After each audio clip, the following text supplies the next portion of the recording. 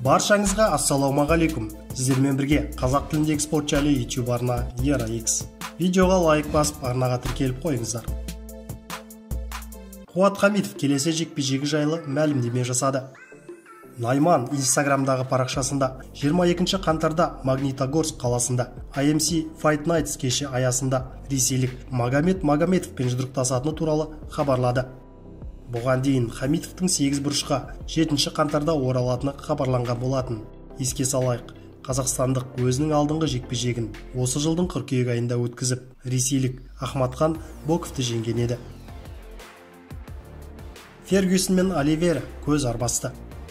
UFC 256 турнирінің алдында дәстүрлі көзқарас дуэлі өтті.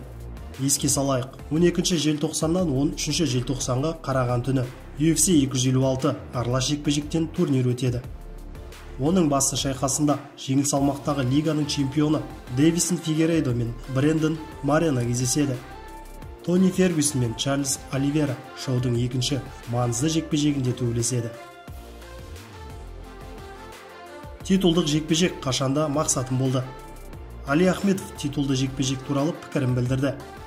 Кәсіпқой рингтегі жеңіліп көрмеген қазақстандық боксшы Али Ахмедов эквадорлық Карлос Кангораға қарсы жекпе-жек алдында күшіне сенімді екенін айтты.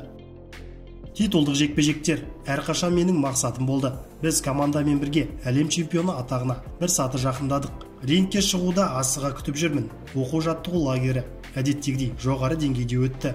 Біз жекпе-жекке дайынбыз деді 25 жастағы қазақстандық боксшы рингке шығудан бір апта бұрын. Али Ахмедов пен Карлос Кангора арасындағы жекпе-жек Қазақстан уақытымен 19 желтоқсанда таңертең Флорида штатында өтеді. Бұл бокс кешінің басты жекпе-жегінде қазақстандық Геннадий Головкин мен поляк Камил Шеремета орта салмақта IBF және IBO тұжырымдары бойынша әлем чемпионы титулын сарапқа салады.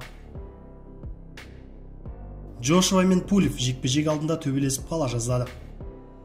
12 желтоқсаннан 13 желтоқсанға қараған түні британдық боксшы Энтони Джошуа болгарлық Кубрат Пулевке қарсы жекпе-жекте өзінің ауыр салмақтағы IBF, WBA, WBO және IBO тұжырымдары бойынша әлем чемпионы атағын қорғайды.